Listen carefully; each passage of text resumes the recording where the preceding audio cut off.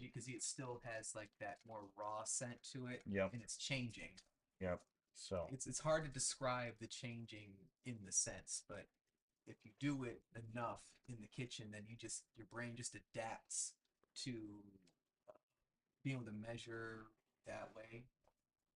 Because really, with anything you do in life, it's best to utilize all the senses you have, especially with this: taste, smell, feel, and sound.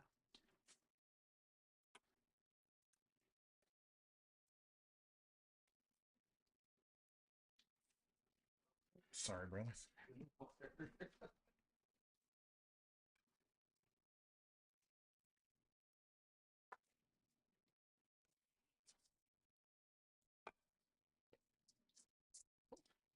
Oh yeah, and my rocket.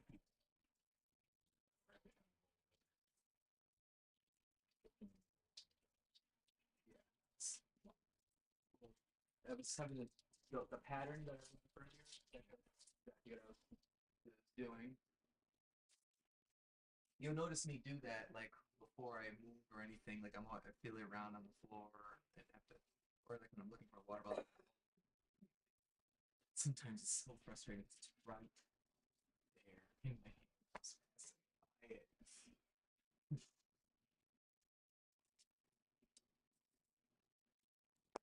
Yeah. So while those are sweating down, the greens are already rinsed off. We're just waiting for the bacon to render. We're going to get started on a cheeky little barbecue sauce.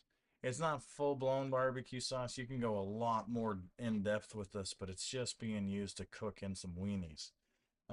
And part of the reason we're skipping a couple of steps is you don't have to work as much fat into the sauce. So a lot of times you want to put like an oil or something to help kind of emulsify things together. We don't have to worry about that because the weenie grease is going to do that for us. So to start out, it's going to be a water-based sauce. We're going to do a little bit of vinegar. We're going to throw in some paprika for that smoky flavor, a good amount of ketchup, and then a little bit of mustard. We're going to use Dijon just because I really love the flavor of that. And then a metric ton of honey. This is one of those recipes you don't use special honey on. You use bulk honey. So, if you got something from Costco or Walmart, nice big liter jug of it, that's what you want to use because it takes a couple of cups. Um, and then, of course, we're going to throw in a little bit of spice in there. So we're going to hit it with a little Your bit of bougie pepper. rant about the Dijon. Yeah, there's only one Dijon in the world. And I can promise you, it doesn't come in a bottle that's made out of plastic. So I'm all about talking big about brands that I love to use because of the quality that they've managed to hold over the years. Grey Poupon is one of those. There's very few Dijons that you can find unless you make it at home, but Grey Poupon seems to still get it right to get that thickness and that punch. And it explains why at first when I had tried whatever brown mustard or whatever it is, that I actually did like it on the sandwich, or like it's an acquired taste, but I did still like it. Like mom was browning her burgers in it, and it was too. Yeah. But then we got it ourselves, and it must have been, yeah, that's right. Yeah, the other lady gave it to said it was a different brand, and then I didn't like it anymore. So what you were saying about last few years, maybe I noticed it in 2018. I don't know. Yeah.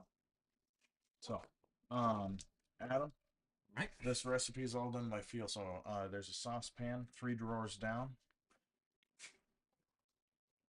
Mm, two, three. Okay. Yes, sir. That one right there. Uh, the one on the top. Okay. It's the only one in the stack for that one. It's going to be closest to the front. Huh. What? L. Hodges has made it back. This is just a pan protector, Pan so they protector. can stack. Oh, without them stuffing. I Yep. see. Yeah, yeah, Yep. yeah, yeah. Perfect. L. Hodges has made it back. Says, "Hello, I made it to my sister's. How far have you gotten?"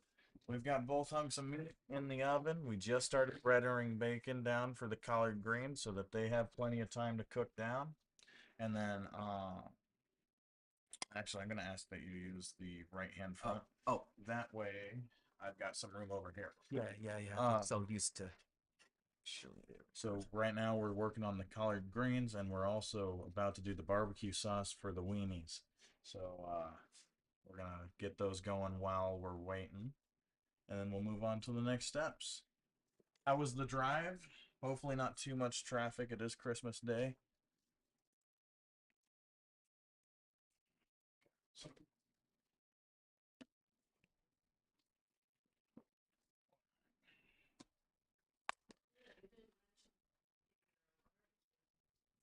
Oh yeah, we're gonna do some cheater homemade barbecue too. So, like I said, this is mostly from your heart. Okay, so good amount of ketchup, like a good amount of ketchup, good amount of honey, and then you kind of go from there. Okay, then by good amount, you're gonna go for like a 50-50 ratio. Um, Remember, this is just gonna be used to simmer in, so we're thinking like half a cup each ish estimate. I've got a slightly emptier bottle of ketchup here if you don't mind starting with that bad boy. The honey is on the stove lined up with the next bottle of ketchup because you'll probably need it. Oh, definitely squeezing probably the rest of this in here. Yeah, for sure. Uh, and then once you're done with these three or these two, I'll get the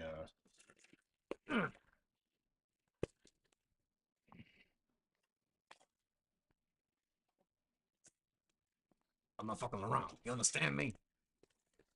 do not get between this man and his ketchup. I don't even really like ketchup anymore. I know, but the way you got that ketchup to squeeze down, just don't do it. It's a terrible idea. Yeah, you have to be careful how much pressure, because you don't want it to like crack and then cut your hand. Yeah, I've learned that lesson before. Okay. Oh, Shit. Trash. not used to super sharp knives. I don't know if you guys saw that. What'd you do? I went to partially cut through for a dice, and I sliced all the way down. Just the weight of the knife. Yes, no, I found out too. Like because like first the pressure, I had the like that slice thing that just did not, that slice method just did not work with the carrots. I just had to do the chop, but then I'm like, yep, I don't need as much pressure as I would with another knife to chop through these, so that it still stayed pretty straight.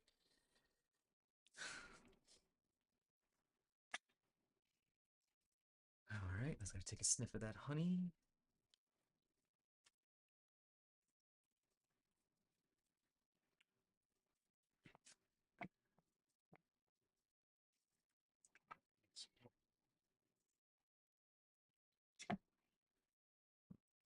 Oh shit! You just squeeze out too much.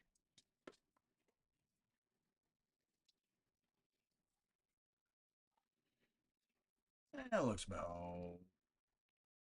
about right. Come in with that ketchup. You should be good. Yeah.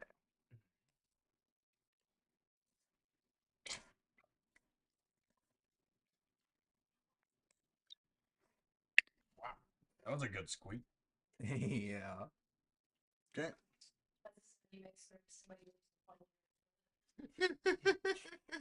No Helen Keller jokes. Oh my Or the cheese grater. That was that was violent book I've ever read. I just love that Tama when Helen Keller how she felt the cheese grater. Oh.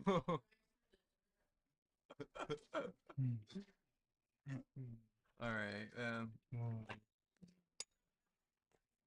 So how does that look? Looks about right. I'll grab you some vinegar here. Okay. Yeah. Vinegar in next before we start adding more of these two.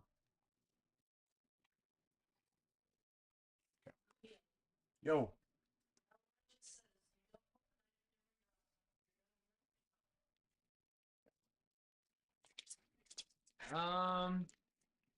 It directs the blade. That's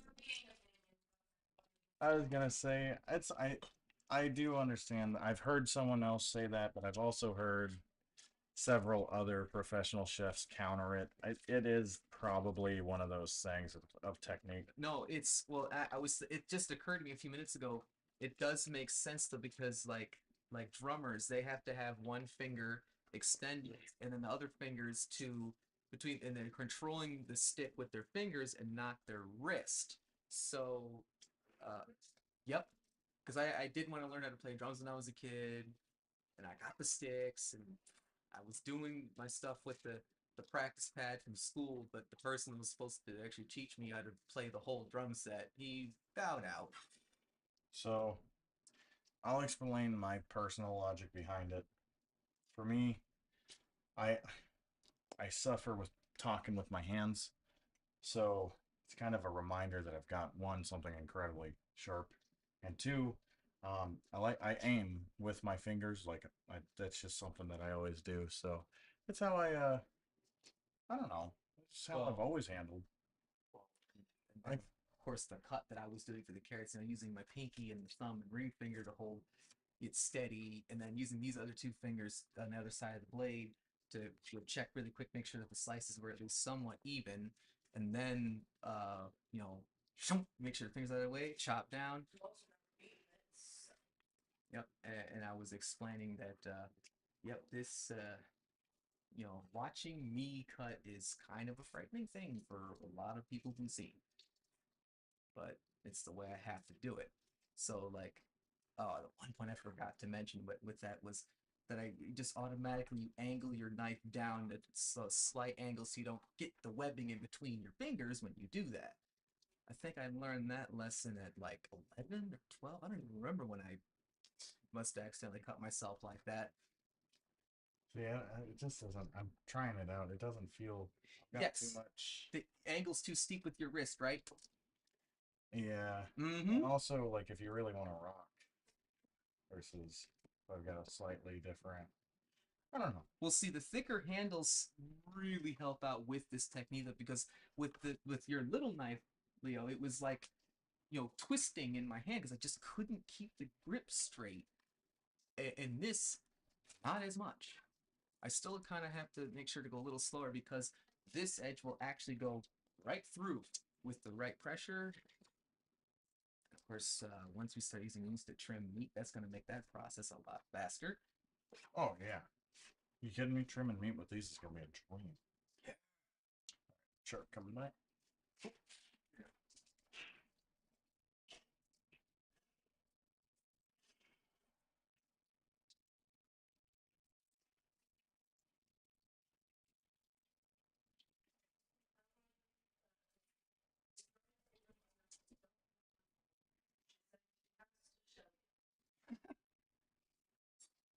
I am absolutely open. I That's one thing. I will never say no to getting some training. Okay. You know, back in the day when I was doing executive protection, I'd had the guys complain about going to range day, and I never understood that. How could you complain about going to range day? You never know. Maybe something new comes up that you never heard in your life, and it changes how you Yes. operate to your day to day. I mean, yes, I'm having to reel my little pride in right now, but I'm also trying to logically think through it. Like, at least for me, I have to check what I'm doing, and I do get my fingers out of the way. It's a practice thing. I've actually cut with knives that were pretty much that sharp before. I have, and yep, it's just be more careful, but it goes through easier. Cut yourself less. I'm still trying to communicate this to my friend Nathaniel. He's like half sold on it. He'll get there. Yeah. The biggest thing is You need to have confidence. well, there's that, and you've got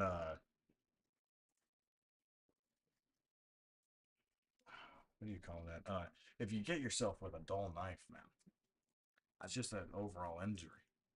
You know, it's just terrifying. Okay, can you bend this? I'll get the honey and ketchup out of your way. Get you a splash of vinegar. Just you can put it in that box right to your left there. This. Yep, it's just an empty box. Oh, perfect.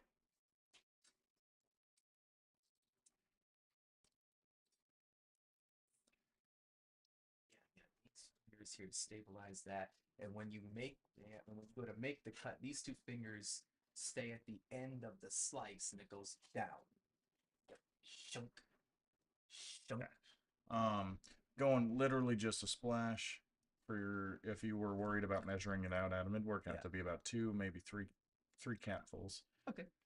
Um, just a little tinkle, you know.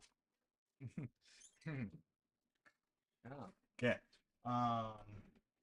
Now, completely optional. Sometimes the idea of putting hot sauce into anything scares people. I promise you, the heat itself will cook out. We're more grabbing some of the flavors from the peppers that in there, and it also you're using the since Cholula? nope, we're actually using Louisiana hot sauce. Yes. And part of that is it's already got a good vinegar base in it, and that'll kind of help push through. That's why I go so light on the regular white vinegar. Okay, Okay. that makes sense. And then the Louisiana hot sauce. Ooh, yeah. Because like that's one thing. Like, Mom used to love to put a bit of that into the scrambled eggs, and then they would come up with that bit of that like sweet flavor. That's one of the only ways that scrambled eggs were actually interesting to me. Is it just yeah, that heat cooks. Honestly, that does not have the heat the Louisiana hot sauce I remember had. That's like the right balance. Okay. Oh, is that Coming up in 11 minutes. I don't know if you guys caught at the beginning of the stream. I was saying from your guys' perspective, the right hand side of the oven cooks a little bit hotter. So we're coming up on that switcheroo time to make sure everything's cooking nice and evenly, get a nice crisp on everything. okay? So you just Also put it make up sure. again? Nope, I just hit the clock button. Oh, Yep. And then actually, I don't use that trick once the meats have been in there for a while okay, because yeah, the no, temperature doesn't drop as dramatic. yeah, I figured as much. I was Yeah. confused. Like, so I thought you didn't use the clock on the stove. I use the clock. I don't use the timer. Hmm. Yeah. Our bacon's starting to get down there. We're starting to see a little bit of foam. That smell is starting to turn from There. that raw kind of Swedish smell, starting to turn into more of a savory. If crispy had a smell, it would be what this is right now. Yeah, it's like, well, crispy has more of that, like almost like an ash scent underneath it, but that's getting there. You know. And like I said, we're going for extra crispy. We want all the fat out of that bacon. We're going to be taking good advantage of that. Okay, so Adam, I've got some spices lined up for you here, starting with fresh cracked pepper. We're going to come in with some onion powder, some garlic powder, some paprika. We'll get a little bit of a smoky taste in there. Into this. Yep, yep. Oh, that means into Okay. the pot. Into the pot I directly. need to remember to be more accessible myself. So, Um, oh, that is confusing. So, oh, okay, that's the skinnier container then. so that's Later. that's black pepper. How many twists? So I'll do like 8 to 10 full twists. So that's 20 half twists, right? Okay.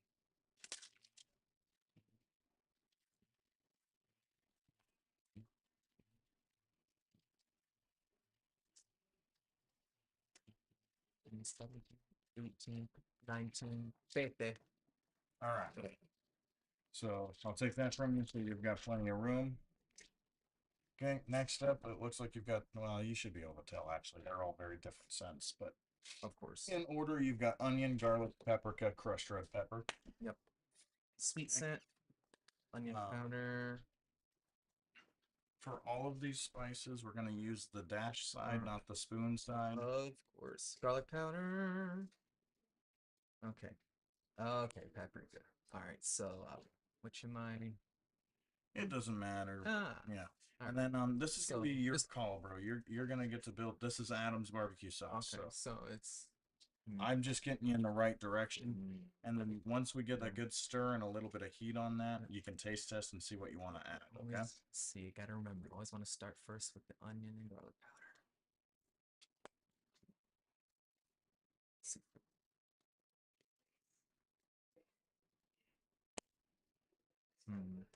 Actually, let's see. Good. I had to see That how. one comes out right. That's, Yeah, I know. I had to measure that. Okay. That was the spoon side. Mm-hmm. Oh no, it wasn't. Shit. No, that. Christ Almighty, that's some good. What a. Oh, I forgot. I'm used to my old one where it had tighter, like the garlic. Hey, fuck it. To interrupt your voice.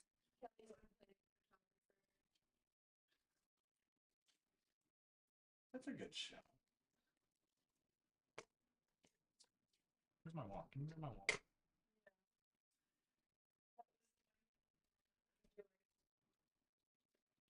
Hmm.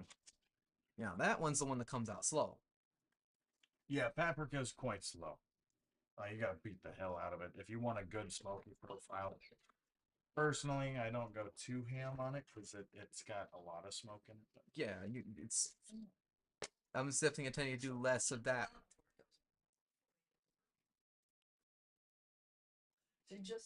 Hmm. Yep. I see exactly what you mean. I can smell it already. Yep. All Okay. right. Now, crushed red pepper. So I keep your seasoning fingers clean. Frustrates the living shit out of me having, like greasy or. All right. So, our bacon's getting almost to the point where we're gonna use this slotted spoon. Ass again. Wow. Adam going straight for the buns. So, Oh, to give you guys visually an idea, see how foamy we're getting a nice foam on that bacon grease, and then once that foam kind of dies down, we're starting to get that deep brown, almost like an amber color. and the scent is maturing. Yep, and that scent is a lot more powerful on the nose. Okay. We all know what overcooked bacon smells like. We've been there. And if you're trying to say you ain't ever been there, you're lying. We've overcooked bacon once or twice. We're pulling it right before overcooked. Because there is a part, where it just turns to crisp. It's actually kind of quick, so you got to pay attention. Okay. All right, that. You doubling down on some of the garlic and the onion, huh? Well, because the paprika scent came up, and I was just trying to, you know, yeah. Of course, So, once this gets turned on and everything starts getting mixed in, that's when I think probably would've- good enough to fucking with it for now and get it going. You've got one more thing, crushed red pepper, Oh. and then future advice. Actually, you're better off adjusting your base Oh. instead of the seasoning. So you could have added a little more tomato because that would, barbecue is based with tomato. Oh, so I Yep, was so you more. could have just a little more ketchup, right? Oh. Would have totally covered it. But did you throw red pepper in there? No. I was paying attention to you. Oh, sorry. This one I have not taken the paper off actually. Yeah, I was gonna first pour into here, into the cap, and then. This is so funny. I'm finding myself talking sighted. No, this has to all be like. Okay. No. I had to pull the paper out of it. Sorry, I didn't word that. That's pepper. That's crushed red pepper. It smells like. Oh, I see. I see. Wait. Okay, I got an idea for how fast it comes out. That really just a batch. There we go. Oh shit! I might have already went too far. Nah, probably not. But it comes out. It came out really. It came out slowly when I put it. You could even do a couple more shakes. Well, see, first I poured just a tiny bit in here to see what the speed was into the cap to see what I was doing. All right. Okay. So once your bacon's there, just get it off the heat. Okay. I've got a really hot pan up here with us. Yep. Okay? Feel it. So here warned me. I'm gonna get you some more room here.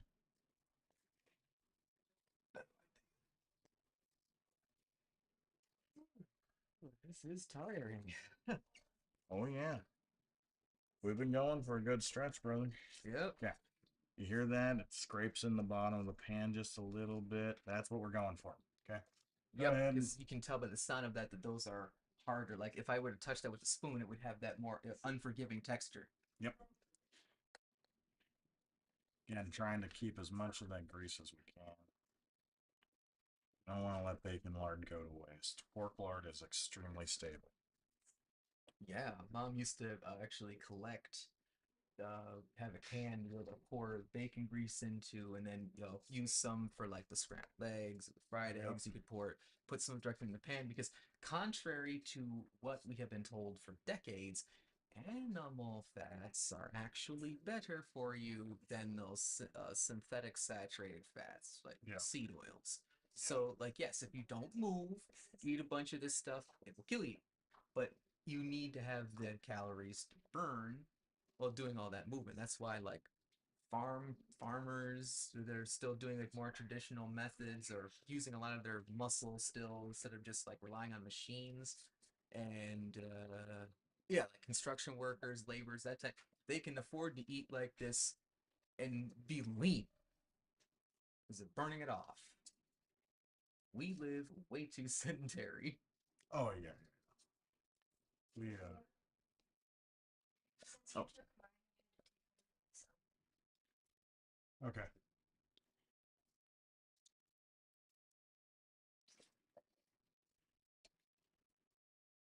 Uh, Oh, that's right. What am I? I'm stirring this shit, right? Okay. yep, yeah, you're gonna go ahead and start getting in on that. Sorry, I got a little sidetracked with the bacon. Yeah. Um, bacon bit? Gotta have a bacon bit though. I mean, you can't cook the stuff without eating a little bit. Yeah. Mm. Even cooked to death, I'll still take a little bit of bacon, please. Oh, that's not cooked to death. That's actually the right texture. I've been trying to get that with the parchment paper in the oven for a long time. Okay, so All right, chat. I just said bacon bits, and there's all of a sudden a whole kitchen of people. Okay, I just wanted to show you this. She wanted to. You stole the other picture she took, so she had to get a better one. okay, what oh, Yeah. okay, what block position? So go ahead and stir in first. Oh, Yep, you're gonna try and get a good consistency, and then we're gonna bring that heat in nice and low. So you're gonna go for like, I'd say 10 o'clock at the highest to start. right now this is paying attention to the scent. We got uh still yeah, it smells quite ketchupy right now. Probably so that's normal for that to be the dominating scent at first. Yeah. And once that starts to cook in, you'll start to smell a lot of that come out. Now, I was hesitant on even saying what I'm about to put in out loud and letting you guys see it, but it's it's 2025. Everyone knows the secret to a good barbecue sauce, right? It's this magic little bottle called Worcestershire. Okay, it's game changer. Yeah, it is, man. So Especially for pork. Oh, notice how your sauce is real thick right now. yeah. I didn't. Oh, Okay. Here's the secret. I know, I'm using dry measuring cups for liquids. But, same volumetrically speaking. Okay, so I am literally going in, for this amount of sauce, I'm going to use an eighth of a cup of Worcestershire. eighth of a cup. Okay, I definitely don't have measuring going down that fucking small. Okay. Nice eighth of a cup. Two And then you're going to tablespoons. follow up with, yeah, either 2 tablespoons or an eighth of a cup of Worcestershire. And you're going to follow up with twice that in water. Okay, so either 2 to 1 a water. quarter a cup or 4 tablespoons. Yeah, see, that was my problem. And I will admit, this is the part where it starts to feel silly not using because I have to do it twice. But I'm committed to the bit now, L. Hodges. Watch out. But yeah, see, but the leveling trick for me is like even no, that the liquid measuring cups are just needed for me. Yep. Got a couple of those in, you heard, right? Yeah. Yeah. Oh yeah. Okay.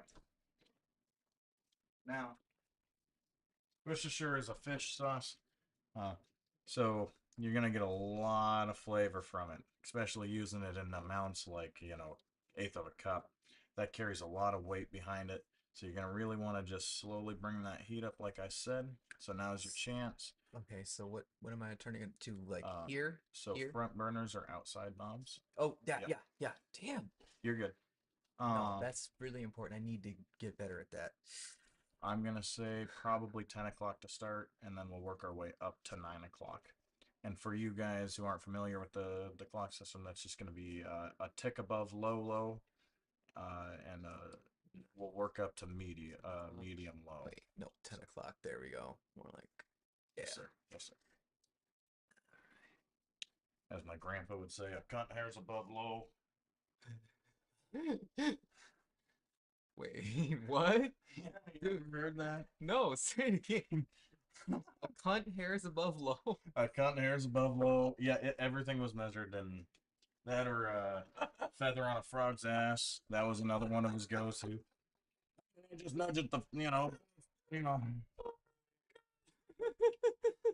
Mom is gonna love that. Okay.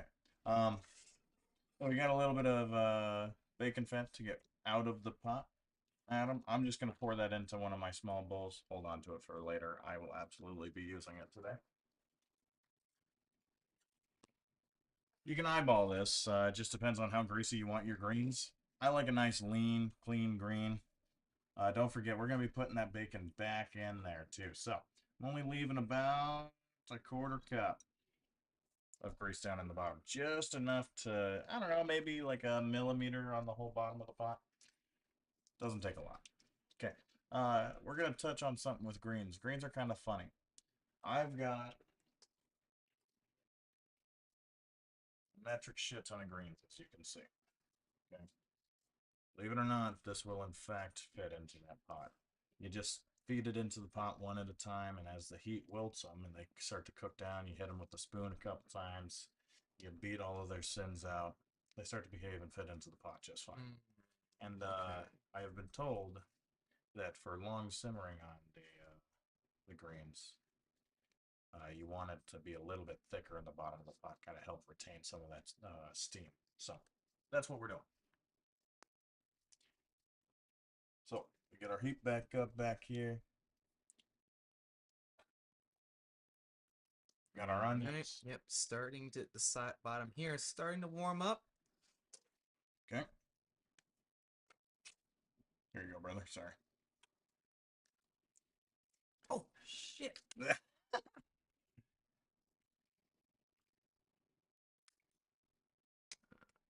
My apologies.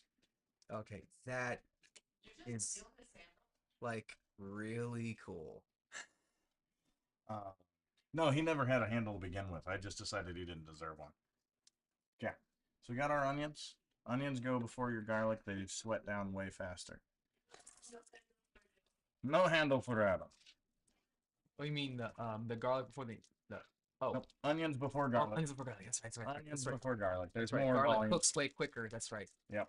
And garlic has a little more natural sugar in it too, so it'll gunk up the bottom of your pan. Yeah. Okay, that explains it. So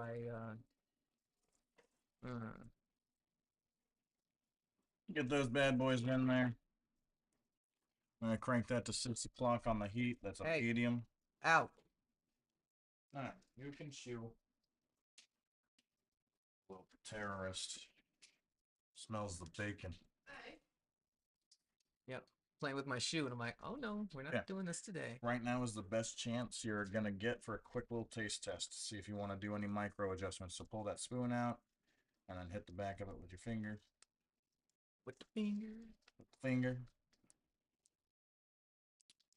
Now, of course, it's going to be a little bit grainy right now, so you have to kind of let your tongue do the work to dissolve some of that.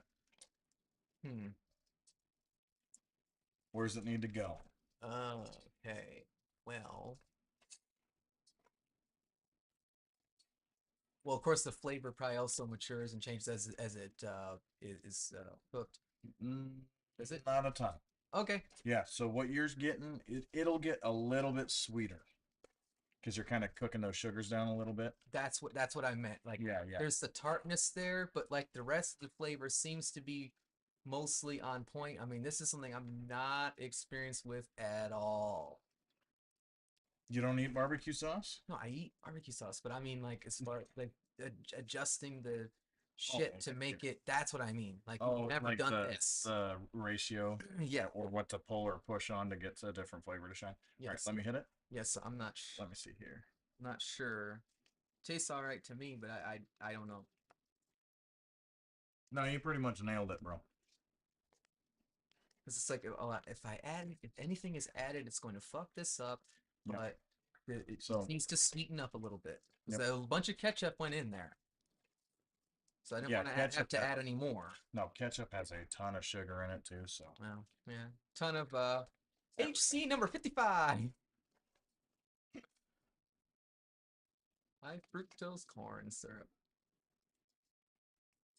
We're gonna fucking put this in everything. our onions are starting to become translucent for the visual side of things.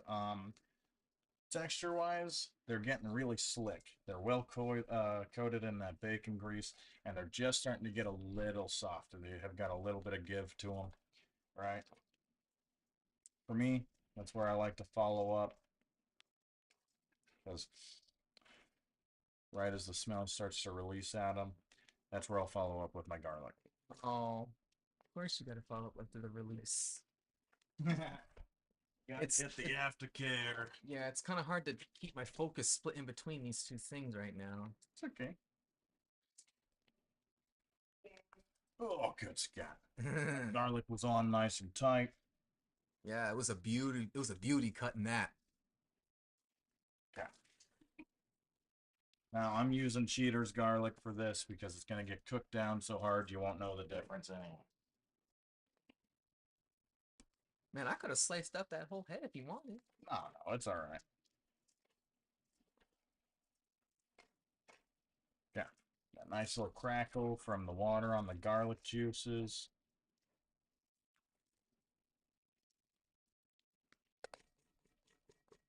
Hmm. Yeah.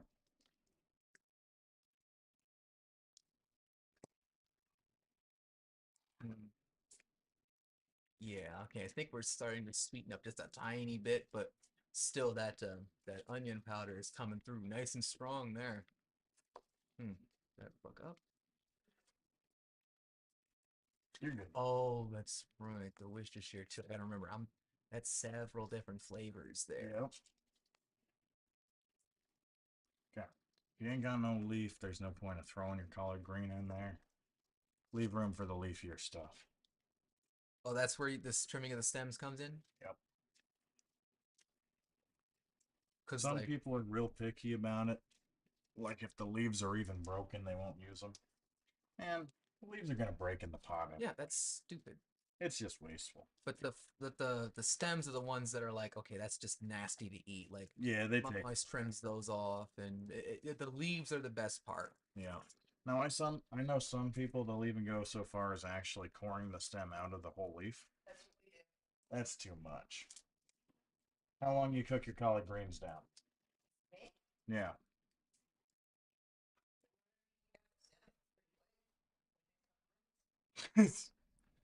No. Yeah, I tossed it in the wrong direction. I got sidetracked with conversation. Sorry. No, it's all right. I was just explaining for good collard greens, never less than an hour and a half. And in reality, you want to go way further than that. Actually, these bad boys are going to sit on a low simmer for about 2 hours, and that really just really helps bring in a lot of that flavor. It helps break down the fibers and the stems. Oh, damn. That burner having been used is like kind of blocking the scent for me to try to see about the ham and shit. Oh yeah, thank you for reminding me. Heads up. Mm-hmm. Dude, I love your timing. That's like right on the top too. I'm basically pulling from all the years of observation. I told her I was watching. Right. Right.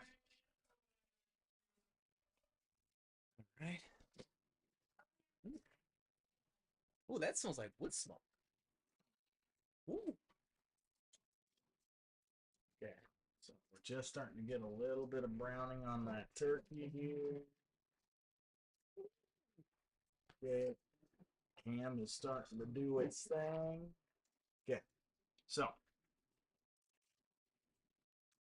Yeah.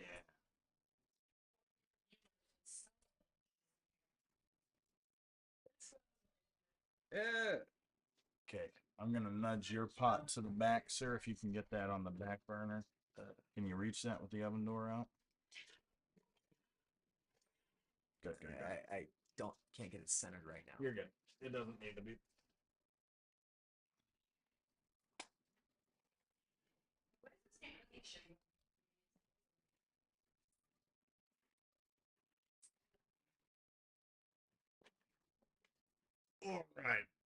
all 21 pounds of the beast coming out for a quick peek here. Good Scott. You know, I think I've only done one ham that was this size once before in my life, and it was a lot of cooking. Man, the ham last year for Christmas, I swear, had to have been So, pretty much that big. whew, I gotta catch my breath there, We were guys. eating ham for weeks. Oh yeah, we Yeah. gonna love the ham sandwiches. So, and I'll tell you, you have a battle ahead of you putting meat on my bones. Like, I was eating that straight, and it felt great. I was like, exercise and everything. Oh, 7 ran out. So Thanks. now, as we can see and smell and feel, so one of the best things you can check is that honey held real good. It's nice and tacky. Okay. So, and then over here on the turkey side, we've got some nice good browning. Now, as promised, I do have a little more browning on this side here.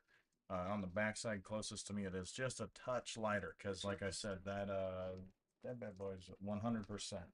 Let's keep my charger out of the. Yeah, that's what I do not like leaving words plugged in. No, yeah, you're good. So when we get these back in, we're gonna kind of switch the orientation of them a little bit. Gotta get my collard greens a good stir here. It's almost time to add another leaf. Yeah. So, as you guys saw, that pot was full, and I mean, we're like barely taking. Yeah. Who said that? Which meat? Ah! No, which meat? Yeah. Man meat. I just Drinking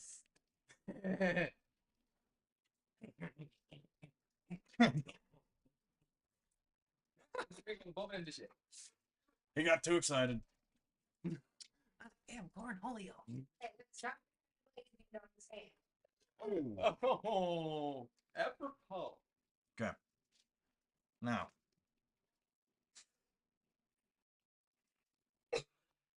let's see here. I've got 13:17 on the clock. That means these bad boys, once they get switched around, we don't have much more time to keep them in. Time is indeed flying. I hope I still have the energy for this. I hope that we've been having fun. Oh, I have absolutely been having fun. Did I leave my mitts over there? I did leave my mitts. They're attached to your arms. Wrong mitts. I need the mitts that cover my mitts. The mitts. Yeah, the mitt sheets. All right.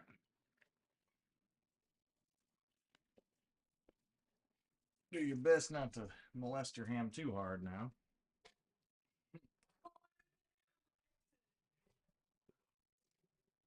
Now, if you're anything like me and you've got an oven that cooks hot on one side, you can, fortunately, my mom used to do this. You can kind of bend these up to kind of shield your meat a little bit. let's see. Oh, I still that testing of the oven, and you're seeing which piece of toast comes out more like crisp or whatever. Yeah. Yeah. I knew I was forgetting something earlier, and then we got sidetracked. What did it make sense to use a cup though? A what? A cup. Sugar.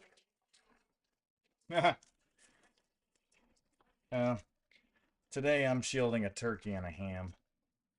Tomorrow, or maybe even tonight,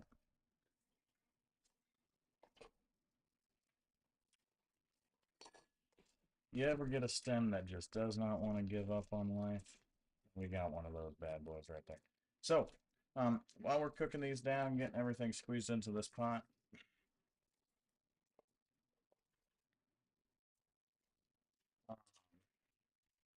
we oh hell, talking and cooking is a whole nother thing, Adam. I'll Yes. tell you. I'm surprised that I'm as good at keeping on track what this is doing. Yeah. I've got your pan back over on the heat. I did seal your handle. Oh, let me just grab the other one for a sec.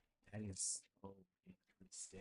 Instead of There you having go, to brother. rotate the damn pan Yeah, so you and don't have messing to up knock your it. orientation. Because as long as there's like it's weighted down with food, it's gonna stay pretty much where it is. Yeah, yeah, yeah.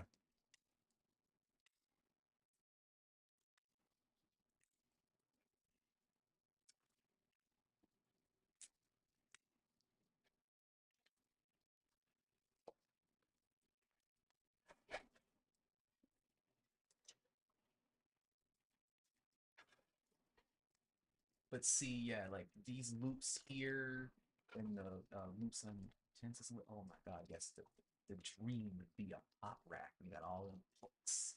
Yeah. Hang that stuff and then put the shelving. You could stack the pots. Because that was just the standard when I was growing up. But we had those pot holders. You know, that you twist the poles together, and then you use the cheap plastic pieces of shit to secure the shelves. But that's for when you have a bit more space to do that.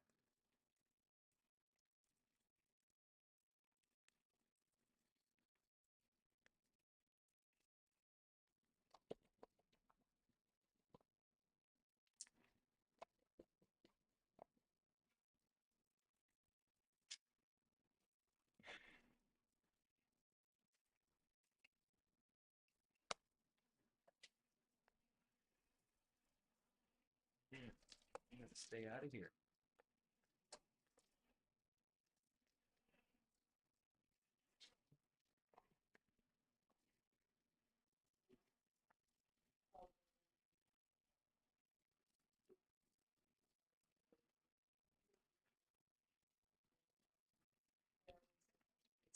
Yes.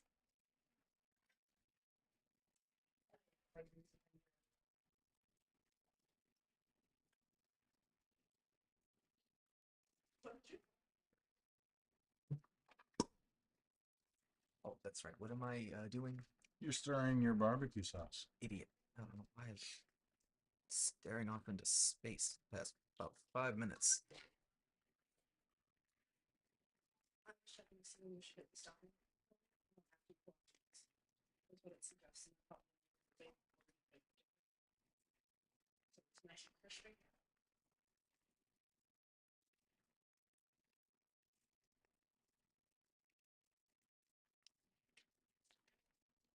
Yeah, I gotta get while I'm crisping up that other side of that turkey really quick.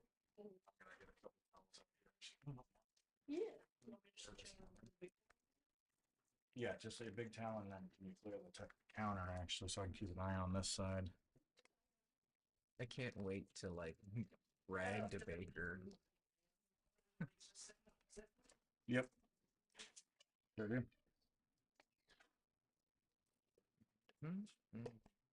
Nice thick handle for our larger hands. Yep. Oh yeah.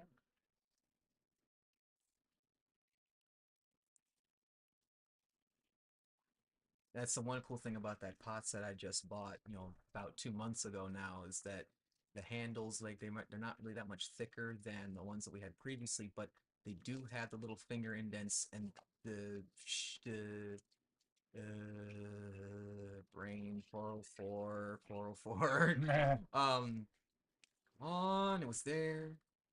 Yes, the texture on the surface is like it's easy. Like when my hand locks onto it, it's like it's a firmer grip, I guess. I don't know.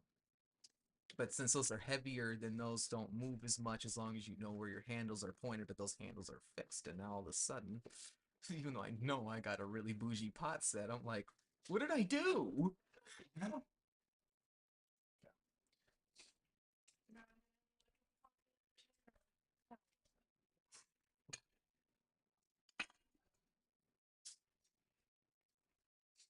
All right. You want to crank that to like 10:30, 11 o'clock, and then I'm gonna kick you out of the way here momentarily. 10:30, 11, 11:30, 12. So, Yep. there you go. Okay, it's already starting to Yep. Don't practice it, I lose it.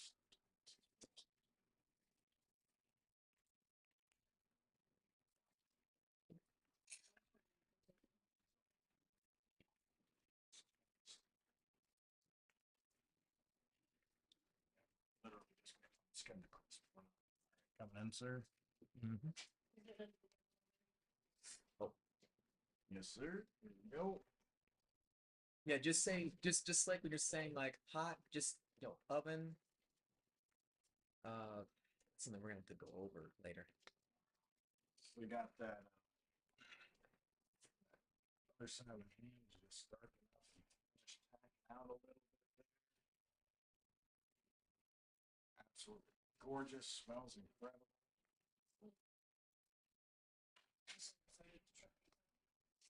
Yeah.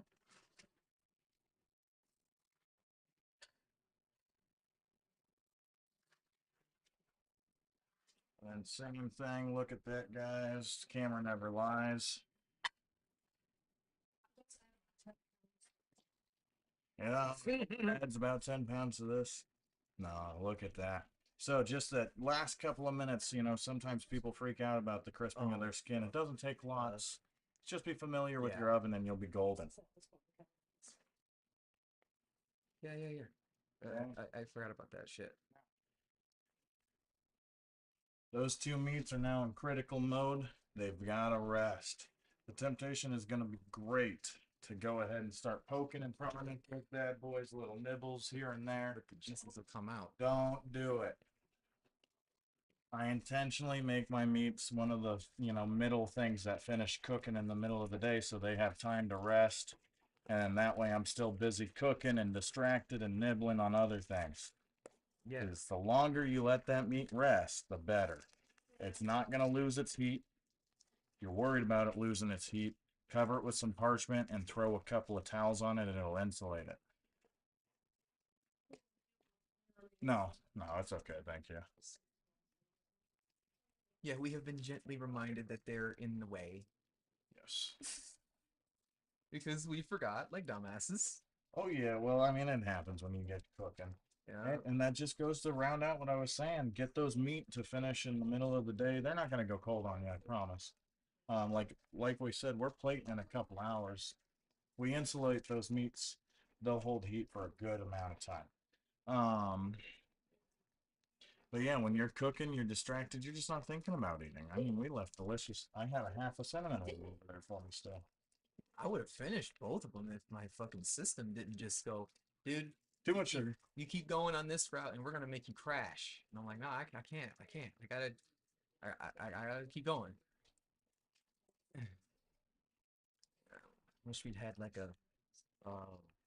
just some little tiny bit of protein to start off with. You're good to kill the heat on that. Put it on the back burner. Yep. Okay, so every time it starts to thicken up and then move it to the back burner and Well, the first time that was more to get the turkey up on the oven, so I wouldn't have to. okay. Even though I didn't have to land there, I just like having an extra spot just in case it slips in the pan or something. No, that wouldn't work because without bigger pans. Just had an idea that was stupid. Huh. Oh, like if there was some sort of like they had like metal or whatever material collars that could go they could fit right around the edge here where the burner is, and they would have like a flare. They could have like an edge that sticks out to be able to like center the. But then I'm like, but for bigger pans that wouldn't work. So no, no.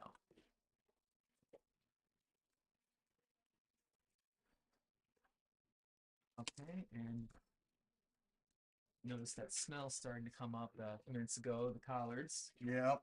They're starting to get nice and yummy smelling. Hey, at least we managed to get enough flow we didn't have to kick both of us. Yeah. I worked on it.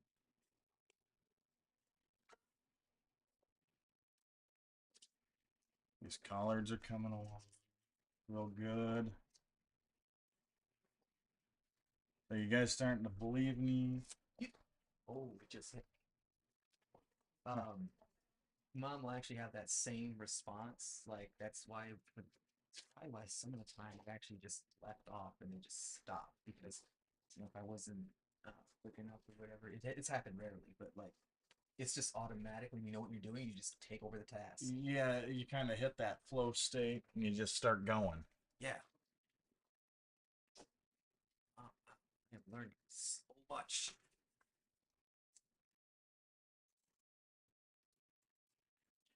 Okay. Ooh. Did we forget something important? Yeah, like thaw the wieners and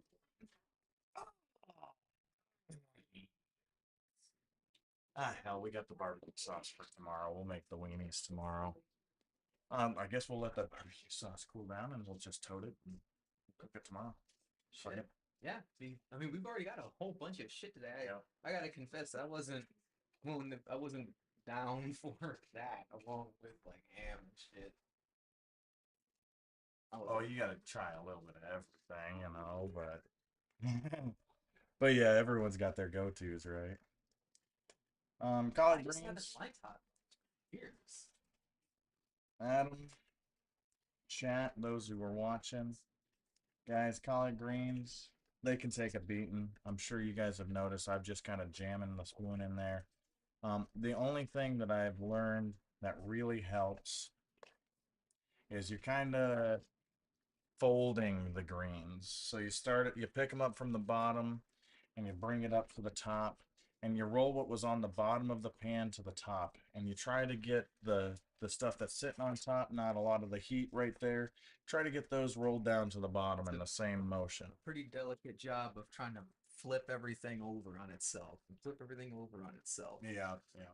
In a small pan with low sides. That's why mom prefers to do them in like a deeper pot if she's got to do them up. So if she was having to adjust to trying using the Dutch oven when she was trying to cook them down. And that's partially why the ones that I'll give you will be it will be way more fibrous because of the how she had to adapt it to cook it because she's so used to being able to kind of put them all in the pressure cooker after this is after like cooking the bacon down with the because bacon gets cooked down with the onions. That's her first step to the college. That's right. Then that shit gets all tossed. I have to touch base with her on the salt later. And correct the record in the future if I'm wrong. So personally, about halfway through, so I've got about a little less than half of my greens left to work in here. This is where I'm going to start adding a lot of my seasoning. Okay, so we got chicken stock. Okay, just with your heart, it's going to steam out anyway. About a half a cup to 2 cups is the window. Anywhere within that window, you're going to be good. You're just adding extra steam to the mixture. You can use water, but water's not as flavorful as chicken stock. Okay, now I'm going to kind of run these at you a little quick, all right? So, we've got just a touch of salt, literally just a little bit less than a tablespoon. Get those in there. Okay. Any step you need to expedite, you are free to do so at a time window, I understand. Yep. A heavy amount of onion powder, even though we've already got the onions in there sweating. Same thing with garlic powder. We've already got garlic in there sweating, but It's got to make it pop. Yeah, you're having to make up for our vegetables that depreciated in value For collard greens. For a lot of people who don't know what in the world they're doing with collard greens, this is probably the most hear me out part of the recipe. Apple cider vinegar. Okay. That was a brand new bottle, just a splash, okay? Apple cider vinegar. Absolutely.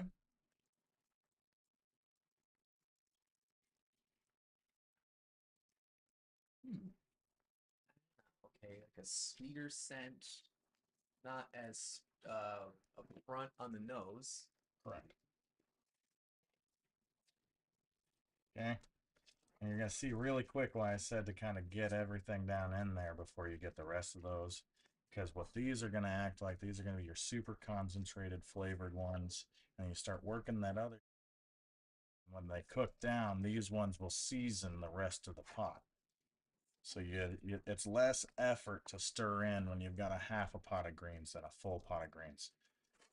Another thing is don't skip the liquid, the water or the stock. A big part of why you're adding that in there instead of just letting the juices pull out of the greens. You got to get something for the spice to mix into and kind of become a bit of a sauce. That way it coats everything nice and evenly. Oh, I'm going to step off camera for a Yep. minute and send one of my other friends from the distant past.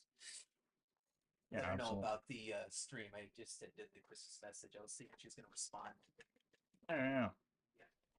Yeah. Now, as you can see, when you first put your spices in there, I should have shown you. Actually, we got a little bit right here. So, you're going to get some gunkiness with your spices. You want to mix until you're beyond that gunkiness where it clumps on the leaves. Okay, so you're going to splash that water up on there as you're stirring them. It's a delicate process. You don't have to be mean about it. And eventually, that chicken stock or your water, it's going to get all of that to dissolve. It'll become a homogeneous mixture again. Okay.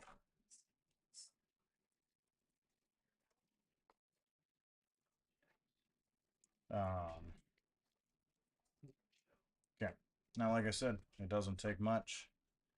Pretty much all visible clumps of spice, the not completely saturated and mixed in stuff. That's pretty much all gone now. We're just looking at chunks of onion and garlic that got put in there chopped fresh. We finish up rather quickly. This is the only part of greens that you got to kind of hurry with, otherwise those seasonings will soak in too much on those other leaves. Just hurry up, get your leaves in there. Most of them are already sweated down, so you can kind of afford to press them in.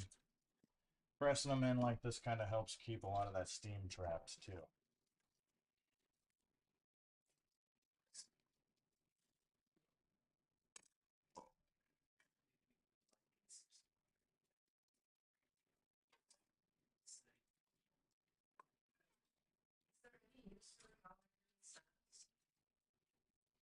So in case you guys didn't hear that, I just got a question from in the studio here, right on the other side of the kitchen wall.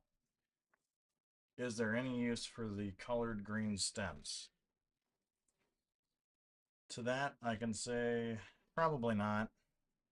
I mean, you compost them if you really wanted to. Yes, you can pickle them and use them to saute into dishes. You can take advantage of just how stiff they are. You can do a lot to these bad boys. I mean, like, look, I can twist it. If you look at it, I almost got to twist it a full rotation before it decided to give up. And also, I'm not sure how well the camera's going to pick up on this. But if you've ever wondered, why certain veggies take longer to cook, sometimes the internal structure there really, really has a lot to do with it. If you look at a tomato or something like that that cooks down real fast, or like, say, even garlic, there's not a huge amount of structure to it. It's going to cook fast. So if you ever get curious, that's part of why I like the kitchen so much. You can just be curious and experiment and explore. So yeah, I have heard of people pickling them and then using them to saute into like stir fries and stuff. Uh, a lot of that comes from like Asian cuisine. Just making sure absolutely nothing goes to waste. Yeah, it's interesting. You can use them, but I don't. It's not worth the trouble. I personally am not too keen on the taste after they get pickled. And even after pickling them and sauteing them down, they're still crispier than like even a water almond or something like that. So you can use them, but I don't. The question was, is there any use for the stems on the colored greens? Oh, About the only thing I've ever heard of is pickling them down for sauteing into stuff. I haven't heard of that. Yeah, for me, it's not worth the effort. Yeah. Yeah, see, now we got a lot of those juices trapped in there. You can literally sometimes, these collard greens, they insulate a lot of heat. So you can kind of get in there if you need to get down and dirty. really hands in, hands on, kind of get that start to mix in nice and good. So those juices and seasonings in the juices strip back down on the fresh leaves. Let it slowly work back down. Okay. Now, sure you guys haven't forgotten, but we've got a couple of massive hunks of meat over there that we have to promptly insulate. So, most of your aluminum disposable trays are going to come with the lids. Don't get rid of them. They're very important. Because you can take these very lids, they can handle a decent bit of heat. Put them right on top. What you're going to do is you're going to stack some towels and maybe even a really clean blanket, like a blanket that you washed specifically for this, and put it on top. And what you're trying to do is you're trying to trap as much as that hot air in with the meat, and that's going to help keep it hot. And while it's sitting there resting, a lot of those juices and the meat fiber will relax from being in that intense heat, and it'll soak a lot of those juices back into the fibers and make sure that you don't have a dry cut.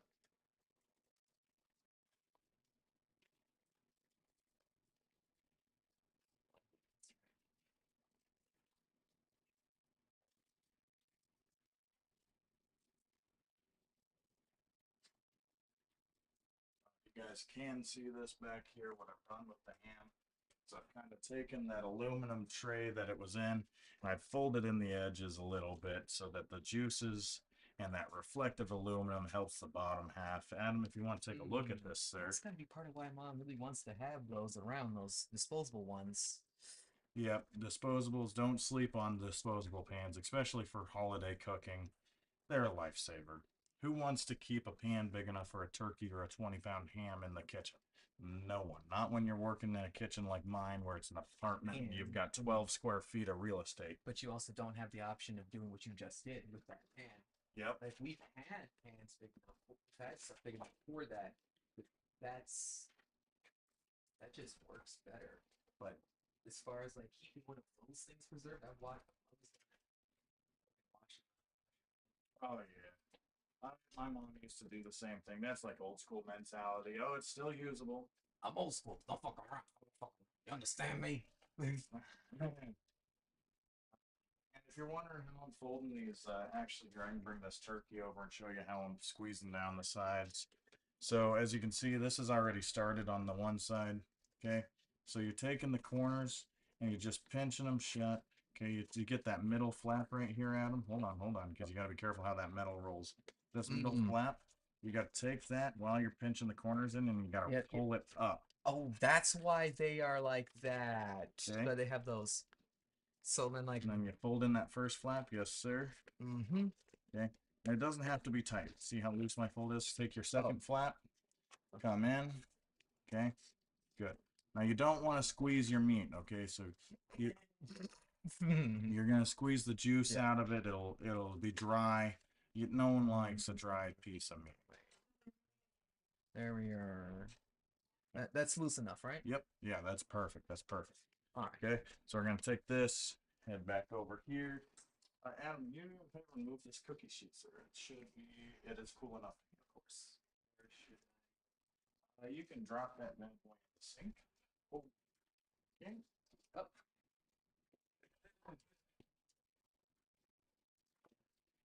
Cooking in a very beautiful, tiny communist kitchen.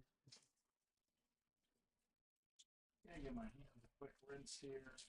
Let me go get a couple fresh towels. Well, just even your towels flipping out, that's a nice sneaky trick right there. We just have to have enough of them to do that with. Oh, yeah.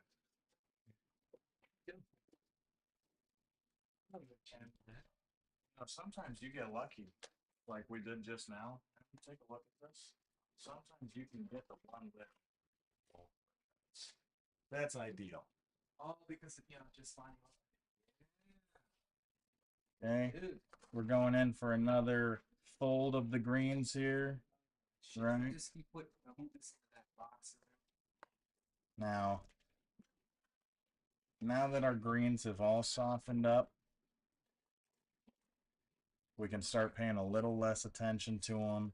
Turn down the heat to We're gonna put it right at about 10 o'clock. Just a real low simmer on low heat. Okay. And this is the step. Remember at the very beginning of this stream, I said you have to cook them down. Minimum of 90 minutes. Minimum. No ifs, ands, or buts. So at least an hour and a half. We're gonna be pushing. Let me double check. We're gonna be pushing like an hour and 50 minutes, almost 2 hours, depending on plating time. So now, if you guys want to take a good look here, we got a good amount of juice in the pan right now. That's excellent news. Okay, we turn that heat down and we forget about it. Get out of here. Yeah. You just tell your brain they don't exist for another couple hours. Okay?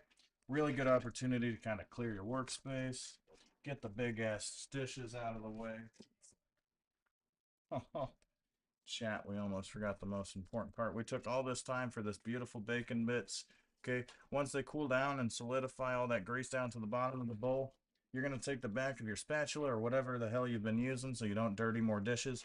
Cover the bowl with your hand like this, good sir. Okay. Okay, so I'm just holding my hand over that whole bowl. Now I'm going to take the spatula and in between my fingers, I'm just going to kind of crumble that bacon up just a little bit. Okay. And we put our hand over it to kind of keep it from splashing out, making a fat mess. Yep. And keeping You it know. nice and even and everything, yeah. Yeah, this is real satisfying. You're pretty much pestle and mortaring your bacon bits. This is kind of getting them down to slightly more uniform sizes. And it's going to spread that bacony, crunchy flavor out. Okay, so we had a bunch of big flakes. I've only been doing this for a couple of seconds now. And Taking your rendered bacon and putting it in the bowl, crumbling it up with that flexible tool. Wow. Nope, actually I'm using the back of a wooden spoon. Or the wooden handle of the spoon here. Just because it was already out. Sometimes you get big clumps where a couple of pieces cook together. Just take it a little extra love and time. Break those apart with your fingers. You know, don't rob anyone in the family of a good bite of bacon crumble in their greens. That's just unholy. You got to give everyone some love, all right? Oh, Okay. And once you start getting more uniform, smaller pieces, this is up to you. You know, if you're feeding 20 people, you'd probably be grinding this down pretty damn good, right? It'd almost be bacon paste. But since we're only feeding, you know, we're under 10 people now this year. Now So your mortar and pestle reference makes more sense. yeah, you just kind of break it down and you get the consistency you want. Okay. I like to feel the big chunks of bacon. You're gonna take this crushed down bacon, we're just gonna sprinkle it over the top of our collard greens there. Look at that. If you got anything left in the bottom of the bowl, our hands are already dirty. Scoop that out. That's pork rendering. We don't want to lose out on any of that flavor. Sana, can you do me a favor and grab me a couple more towels?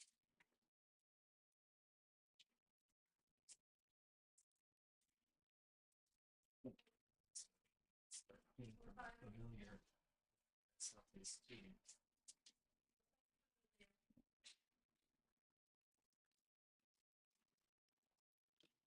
I will take full size. At least two. If we've got more than two that we can put to the cause, I'd really appreciate it. Like three would be ideal. 3 or 4 would be ideal. Okay. In the future,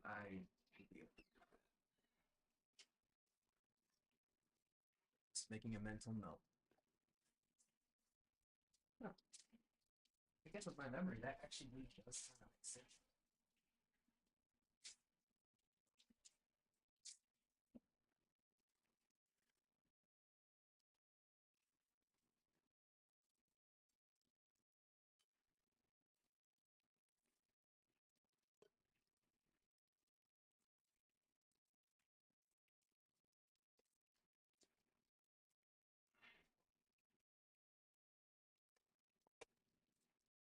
You want to do me a favor and fold those bacon bits into the pan? Okay. Here is a handle for it, sir.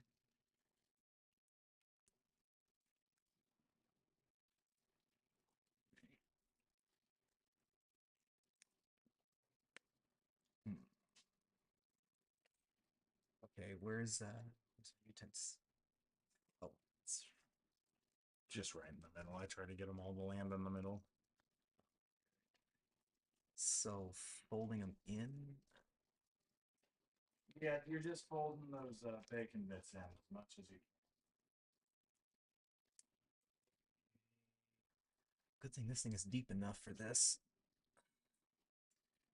Okay, no, first I need to. Okay, one trick that I definitely learned with working with utensils is you can match up the holes here can. with this, so that I have. So if I'm Also, you know the orientation of the spoon. yes, that's it.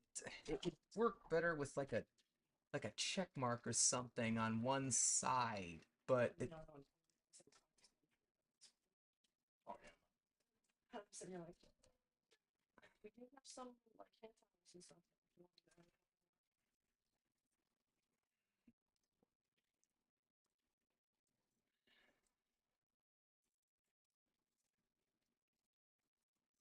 yeah, that would be a good idea. Yeah. Careful you don't get shit over the sides. I hate doing that. Hits me directly in my heart of blind pride. Oh yeah. Oh yeah. Dumping it over the side a little bit. Yep, like with the because that pan like for us would have been like pretty, yeah, it was overcrowded like with that meat. Yeah. Come on. Talk about some forearm action, dude. Yeah.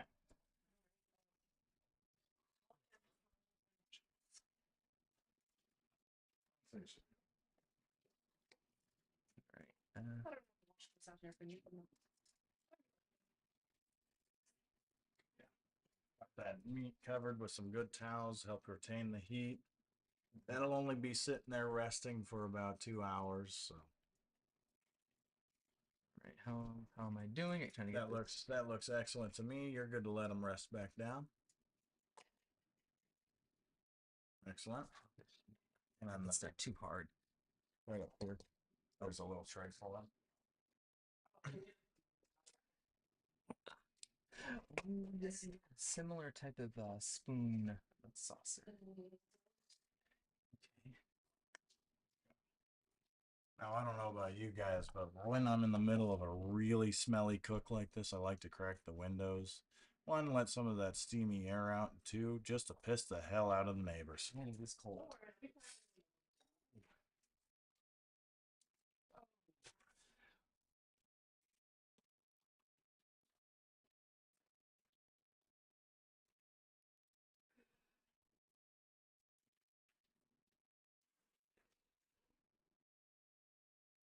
Okay, we're bumping our oven up 100 degrees, so we're at 325. We're going to 425 if you don't mind, good sir. Mm-hmm.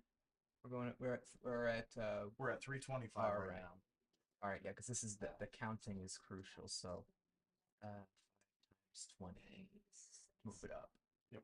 1, 2, 3, 4, 5, 6, 7, 8, 9, 10, 11, 12, 13, 14, 15, 16, 17, 18, 19, 20.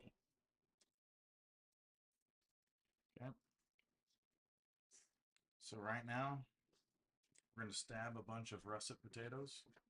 Okay. Poke some holes into them with a fork. And we're going to throw 6 of them in the oven for some baked taters. Okay.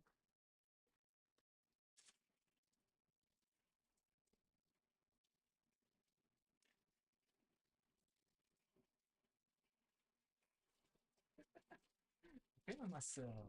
Feeling myself. Just like how my muscles fucking bulge out in this shirt. Actually, we're going to do 4 of these bad boys. You included, correct? I want to taste it. Okay. Do 5 then. I'm not, you know, like using that rest of mine, whatever. Yeah. All right. For these bad boys, we're gonna rinse them down real good if you don't mind.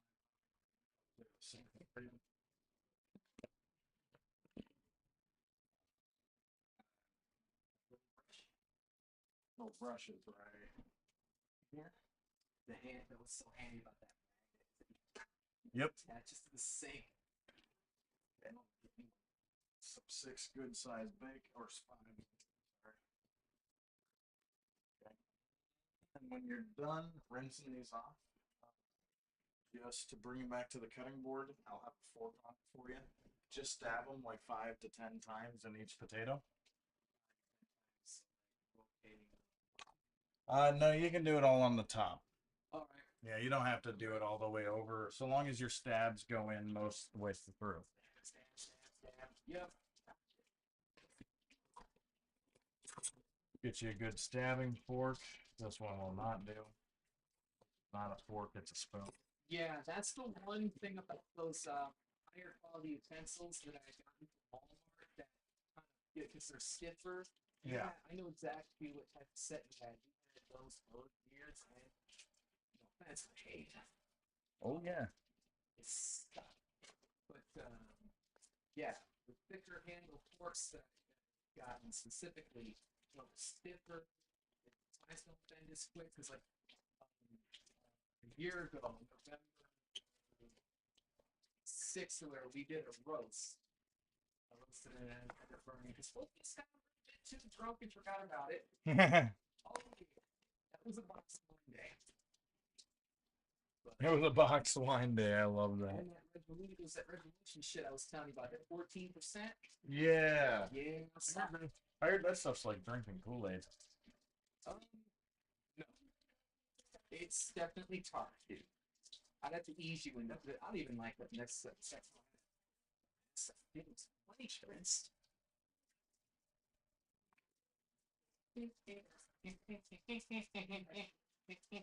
I am not a chilled wine guy.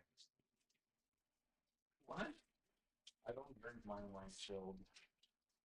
Apparently Kelly does. So. It doesn't matter. It honestly doesn't matter. Chilled, warm. That's a bunch of bullshit about chilling it. It's just always been like the habit to have it cold. But I mean, shit. When you open up a bottle of wine, this we would do. That shit was warm. Had no problem with it.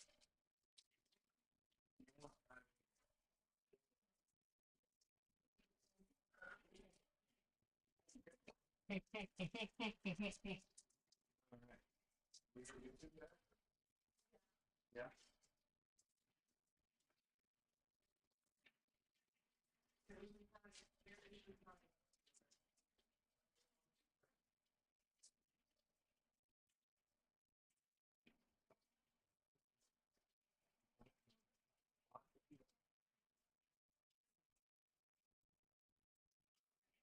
Julie, I need to know that being on camera,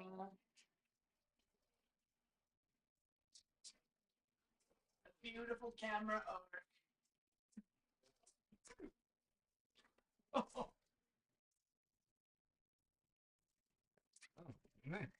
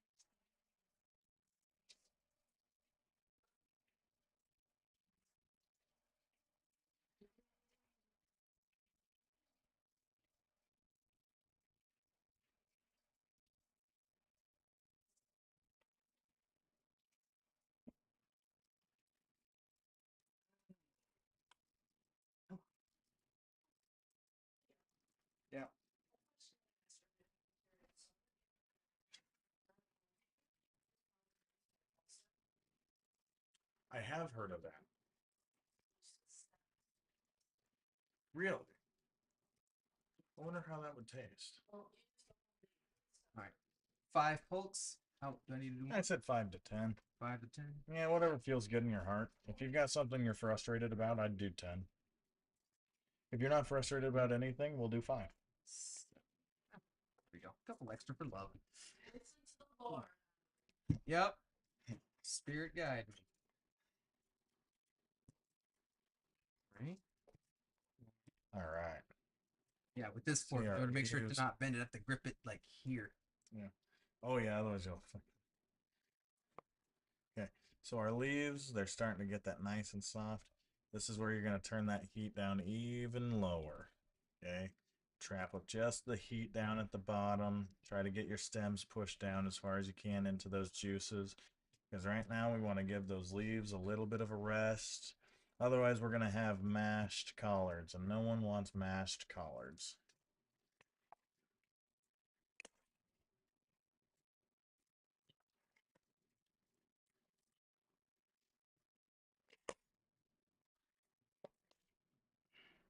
So we are already sitting at super low. I'm literally pushing this handle right to where the light just barely ticks off. All right. Okay. Any more need for this? Before? Nope. You stab them? I did. Okay. Now we just throw them in the oven. Oven door. Okay. Like I was saying earlier, know your oven.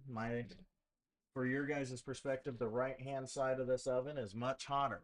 All these potatoes are going on the right hand side. And since they're potatoes, they're real easy to roll around. I'm just pleased for the love of everything. Poke holes in them. Explode. Yeah. A potato actually can carry a good amount of gumption behind, a good amount of force. You don't want one of those bad boys popping inside your oven. And they always wait to pop until you disturb them.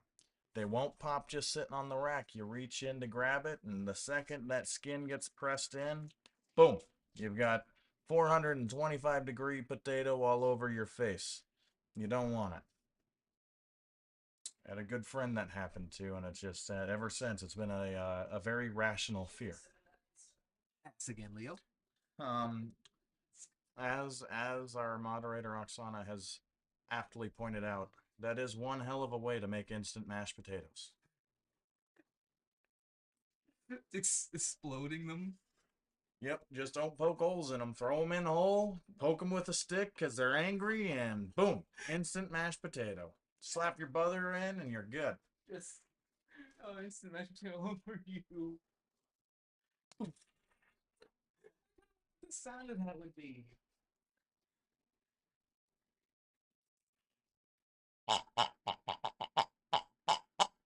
Okay. Up next, we've got Yukon Gold potatoes. This is the part of the dinner where things really start to move fast, so we can't really hang around as much. So we're going to need your guys' help to remember to talk. So, Adam, Yep. I'm going to put you on chopping down the golds. Yep. Okay. On it. Just a cursory rinse for the whole bag. We're cutting the whole thing down. I'm going to rinse this cauldron back here, get it prepped with some water, and start getting it hot. Also, just running this whole bag under the water will take care of the Life hack. This will act as a scrubber. I was also wondering if it's like the focus draining of the water would carry the grit. Yeah, it carries because it's still it's just like a screen, so it'll carry all that dirt out, and then you just kind of move them around in the bag a little bit with your hands once you open the top. You can kind of fish them around, get them to rub up against that perforated side, that netting real good, and it'll scrub them down. That's good.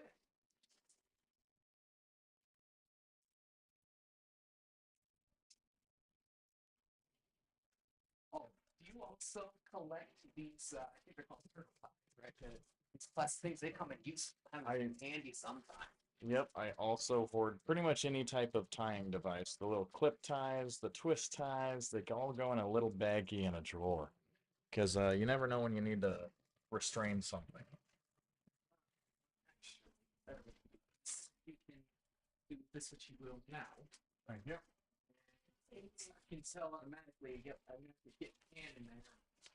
Shift them around after I. That's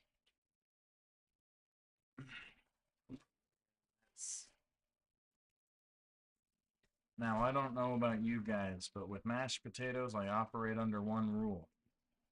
You make your potatoes as potatoes all year around, but there's 2 times a year that you get to really go nuts with them and really pack in the calories.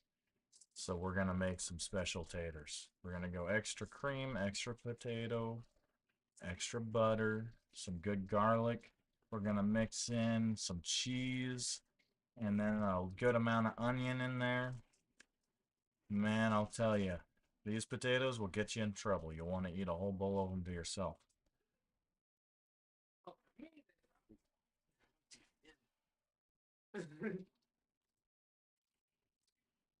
That's high calorie, burning motherfuckers. Yeah. Let me just sneak in for a quick taste test here on the collard green. Make sure we don't need a little more vinegar. Lord have mercy. Knock on wood. But to date, I have yet to mess up a bowl of collard greens.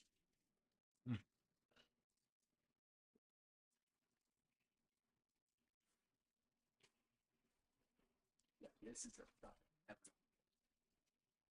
I was just getting the extra water out for you. There you go, sir. Well coordinated. We've got the 7-inch Santo knife out and ready for you.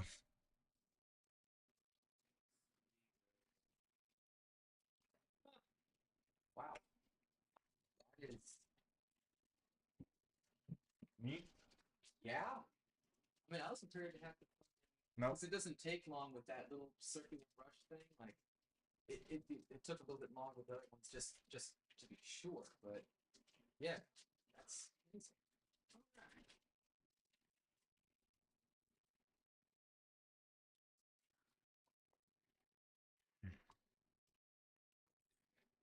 Alright, let me get this big old cauldron rinsed down real quick. So, usual chop, you know.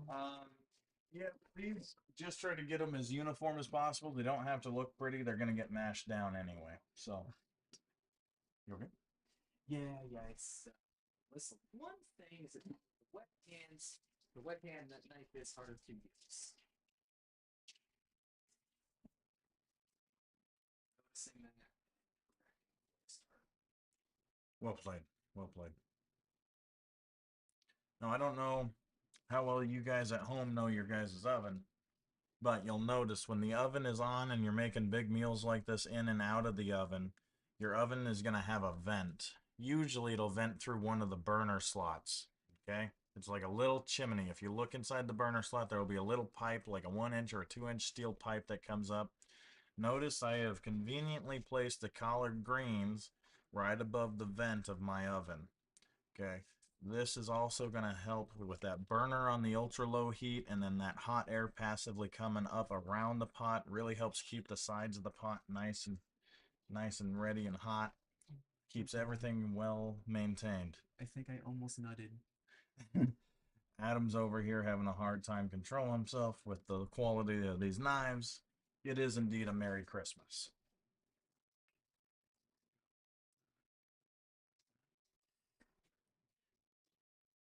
Yep. Still learning curve. This is how I've cut them since I was 7. Lengthwise. Yep. Yep. Since these are a softer, I don't. Yep. It took a second to adjust. Yep. Actually, that's the trick I learned on my own is when stuff sticks to the knife, just shimmy it side to side. You know, wiggle, yeah. Wiggle, yeah. Stupid song. I love it. Yep, and that actually, yep, for because the other thing takes just a split second longer. Time is money.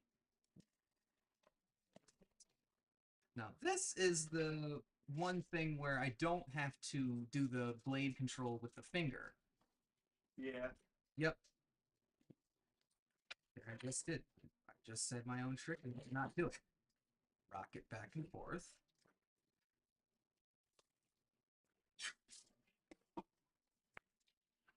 Shit. Yeah.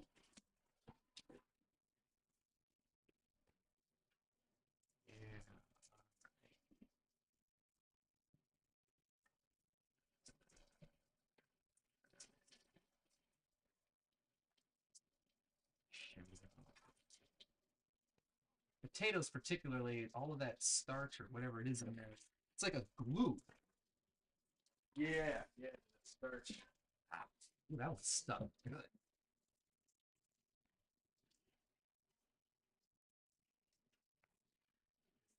Yes.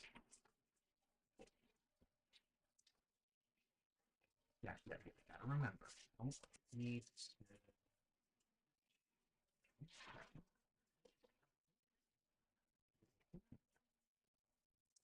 clear your edge.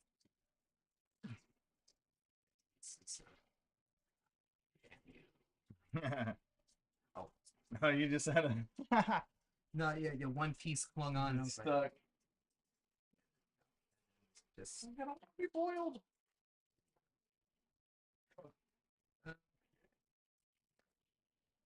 Still learning curve. But yes, lining up the edges as perfectly as I can. I do the same thing when cutting onions. Yeah. If you, the beauty is when you get one where it mostly stays together because you can do that, split it in half, put the half down, split that again, and then you take that half and you cut that into half, so quarters, and you can just you just cut off. It is time consuming. It is the way that I know how to get mostly uniform pieces of onion. Are these going into something? Yep, they're going straight into the water here to your right. Yeah, this.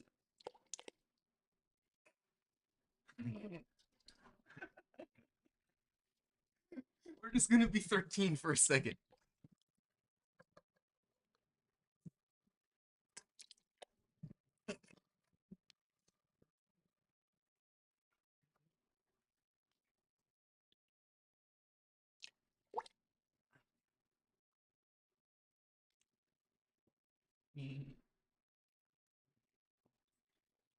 Stragglers, don't you dare.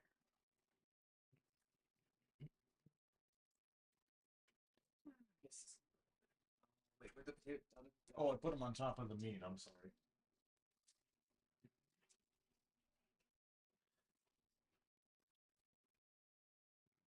Damn, look at that. Hmm. Shit. Oh yeah. Every once in a while, they're not. You will find the one. Just give. Yeah, you've already given it. That's just the stuff that didn't rinse out. Yep, that's that. Yes. It's the blue spray.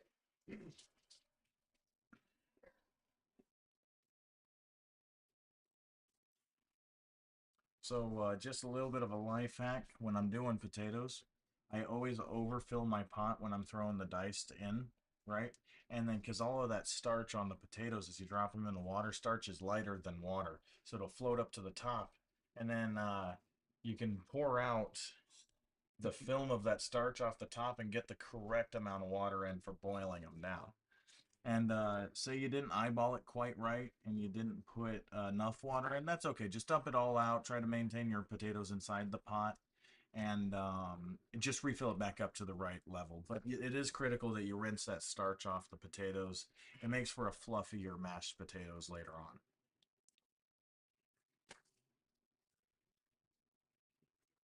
Still getting used to that. Still getting used to that.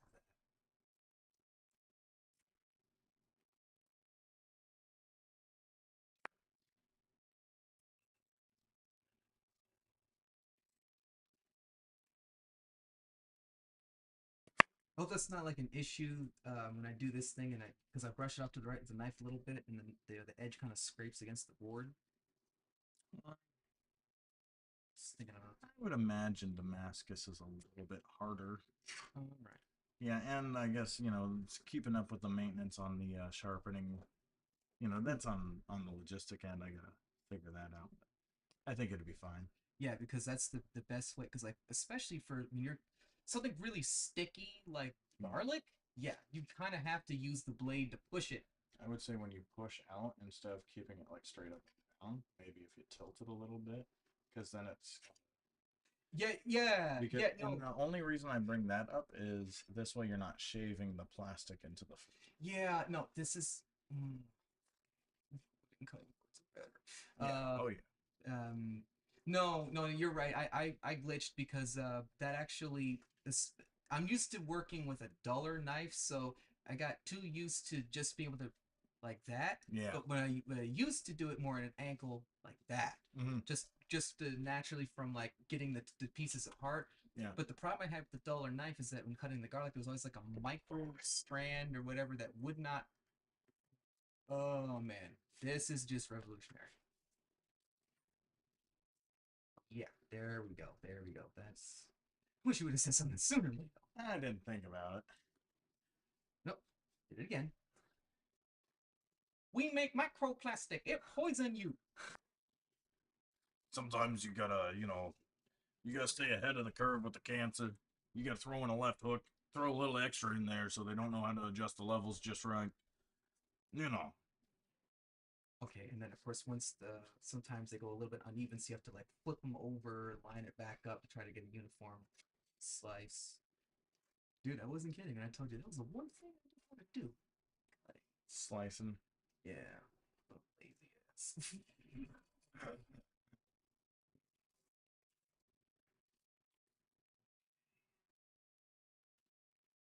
Nah, those are small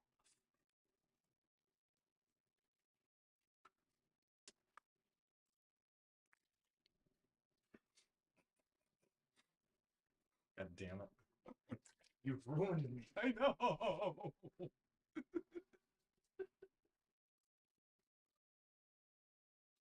I wasn't doing anything at the moment, so I figured I'll hand you spuds. Yeah.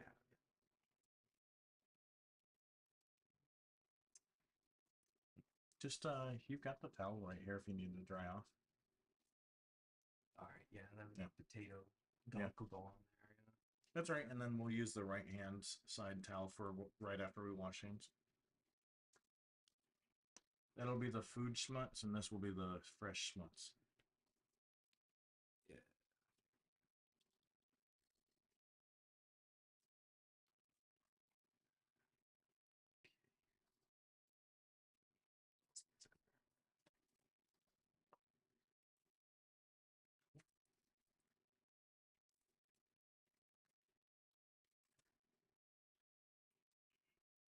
I hate when they stick extra like that. It's so irritating.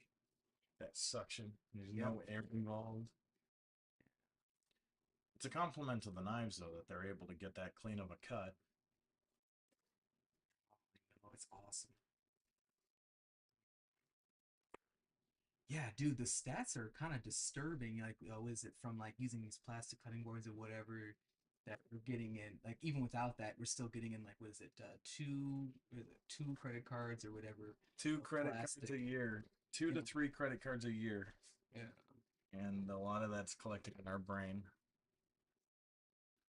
That was the first thought I had when I saw you guys were using this. That's why the one that the workforce gave me, I'm like, I don't think I'm going to really use that. Besides the fact that it's just too small. Yeah.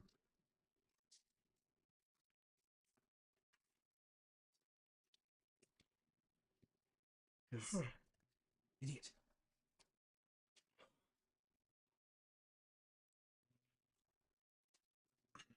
Boy, I don't know about you, Brisket. You might have to sub in some help. Been on my feet. Me too. Yeah, Oksana. Shit. Kelly.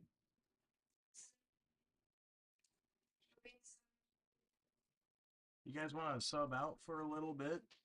A very low stress part of it. I would just love to sit. Okay, cool. All right, let's let the gals take over for a little bit. Yeah, and baking the potatoes at the moment. Can I get a taste of them greens? Yeah, still a green on top. Except PO.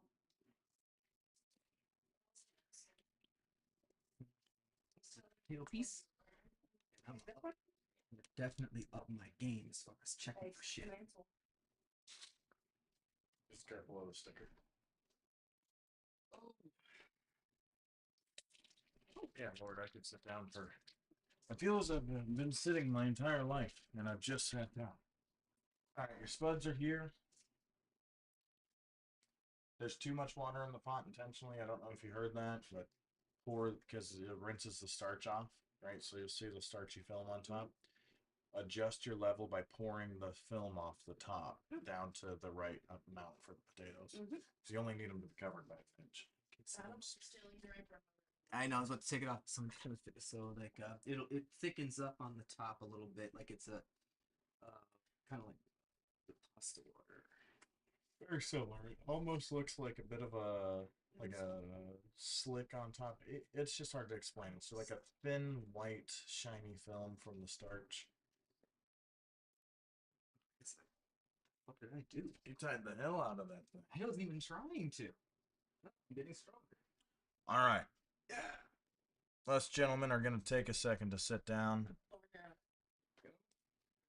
while the ladies take in and fill in. They're just going to chop and prep a couple of things for us. So we'll be back. There's snackies in there. I want some snackies.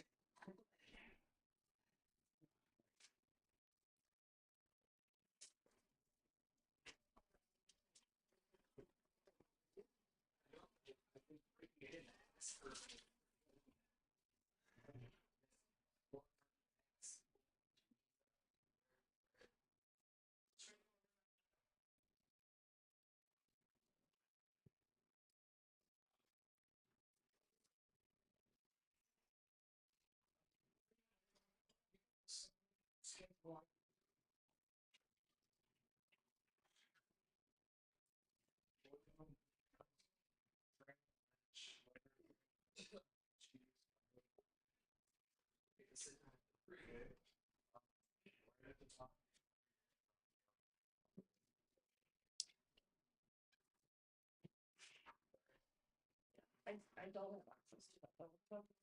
The computer I don't give it up.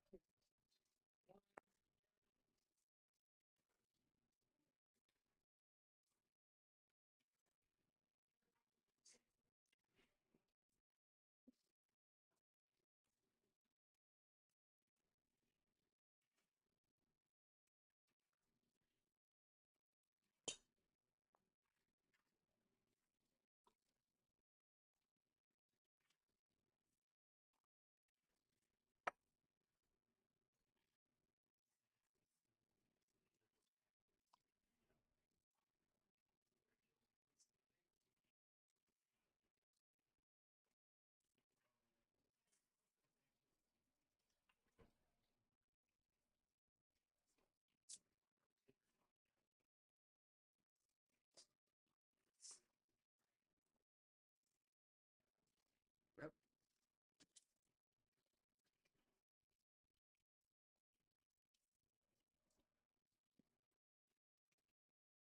Where's something? Oh, heck yeah, we do have more potatoes. I'm sorry. Are you concerned by the number of potatoes in the pot? Yes. I'm like, that's not in. Oh, yeah.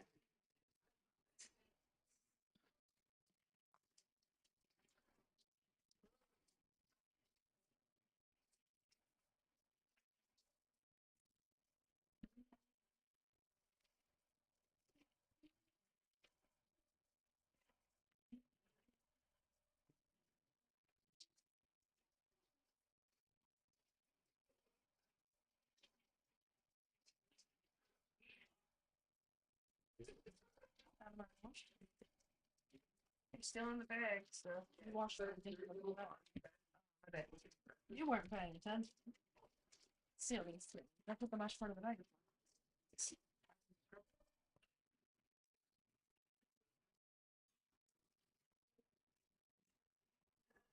I do apologize.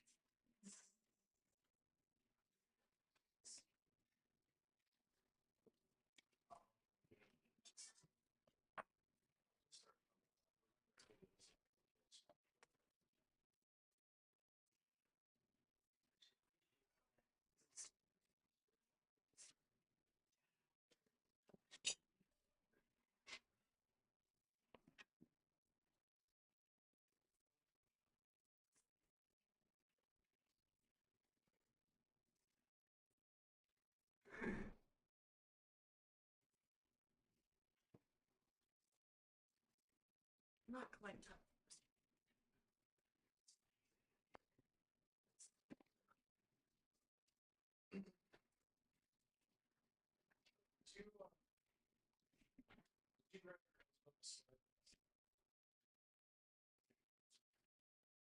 I couldn't find anything as no. Yes, I'm picturing the picture on my wall.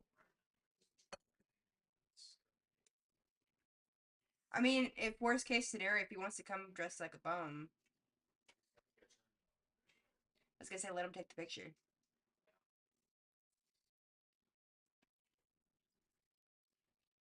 I'm not trying to be mean. It's just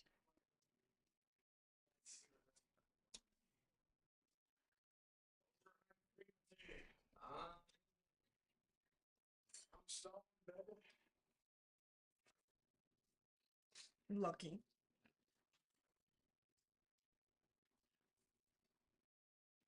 Much for you to be doing at the moment. yeah, why don't you go sit down with the boys?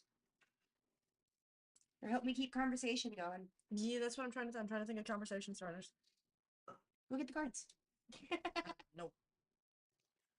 I like existing, you know.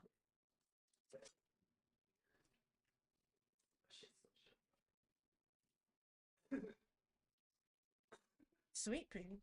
Who's sweet pea? Who's sweet pea? I don't know. Can't be either of us. Yeah, who's her? What are they saying? I don't know. It's off. Oh, if he's referring to, that's probably me. What did he say? Being mean. Oh, I'm being mean.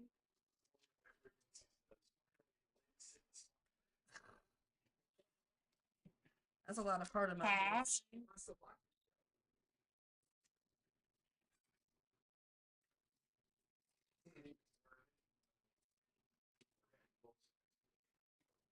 Yeah, I'm just waiting. I'm the muscle. Yes. You're the arm candy.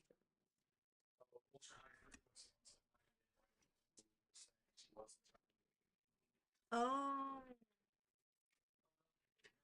Christmas mysteries.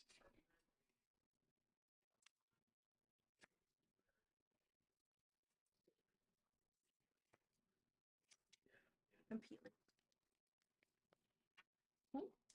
Oh, my thing was peeling. I was like, oh no, I'm peeling. No, don't do that. I know.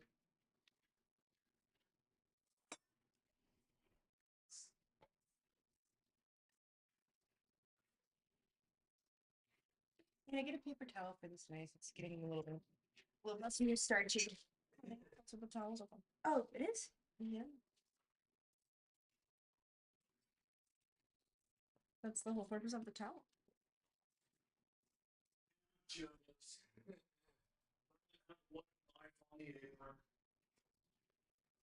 Do I need to get a bigger knife out, Leo? Or get a bigger knife out, Leo?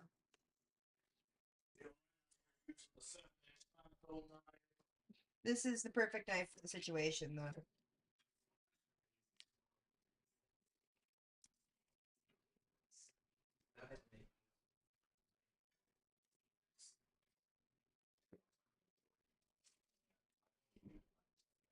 This is a baby. It's just a baby. That Tater. It's a baby. Well, it's a dead baby now. Good. There goes all of our monetization.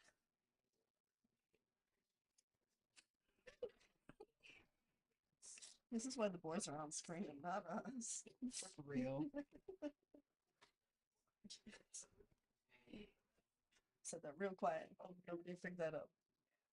Nobody heard nothing. Who's I'm sorry, who's yonder? I don't know. I don't know. Which one of us is yonder? Red or black?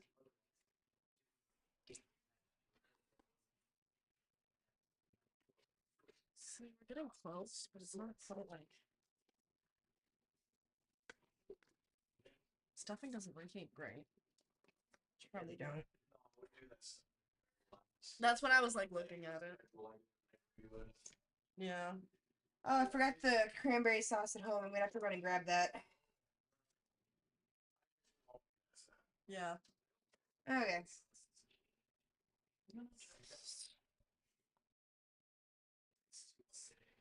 Thank you. Beautiful. I'll keep you. Otherwise, you're gonna look at that rice and tater pot.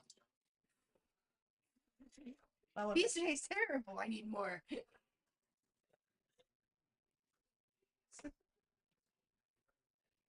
Kelly, how'd you get these potatoes so addictive? well, yeah, my secrets. Yeah. It's called nicotine.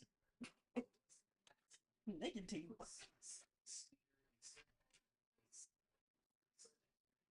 It's tobacco. The final tater.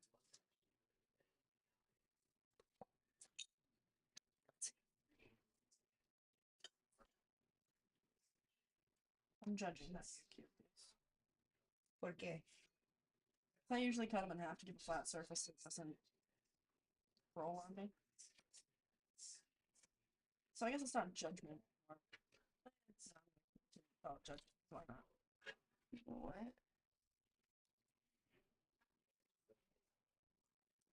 That would be me. Huh. Ultra high frequency asked about which of us talked about getting the bigger knife.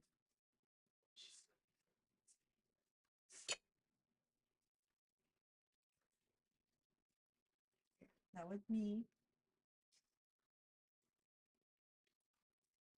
Oh, it's doing it again, huh?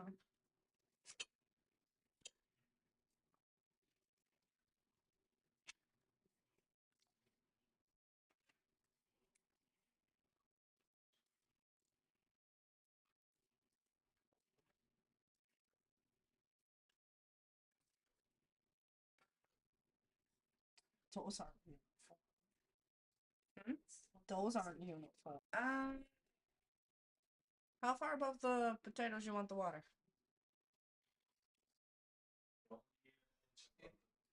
That's what I wanted to touch.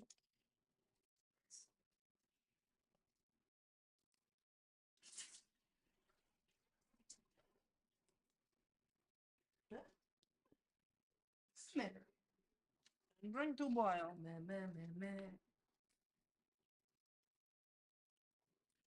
Time to boil taters. The In Mother Russia, potato you.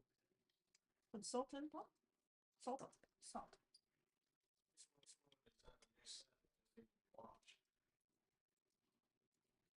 We do have a potato spoon.